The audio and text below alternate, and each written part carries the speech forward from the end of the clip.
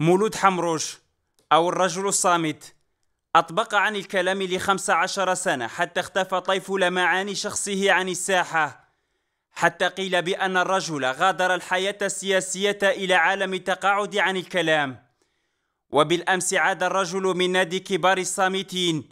ليلتحق بحلقة كبار المتحدثين، كاسرا جدار الصمت الذي بناه منذ سنوات. وبعد خروجه إلى العلن تساءل الجميع عن فحوى كلامه الذي حمله البيان، فقال البعض بأن الرجل رمى بحباله لقياس درجة توتر الساحة لحظة التماس اسمه بها، وقال البعض بأنها خطوة أولى باشرها الرجل نحو قصر المرادية بعد أن ضاقت نفسه من الضباب الذي يخيم على سباق الرئاسيات،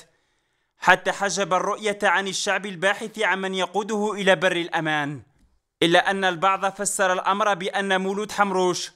يستكمل في حلقة الضمير الوطني الرافض للعهدة الرابعة التي شكل معالمها من سبقه في الحديث من الرئيس الأسبق اليمين زروال أحمد طالب الإبراهيمي بن يلس وعلي يحيى عبد النور، مما فتح شهية المتابعين في انتظار شخصيات الوزن الثقيل أن تدلي بدلوها في قادم الأيام. حسين آيت أحمد، سعيد سعدي، أحمد يحيى وغيرهم، شخصيات ارتبط اسمها بأهم فترات الكبوة والنهوض، أو لنقل هي حلقات تاريخ مبعثرة ينتظر التئامها لتشكل دعامة نجدة لمستقبل البلاد.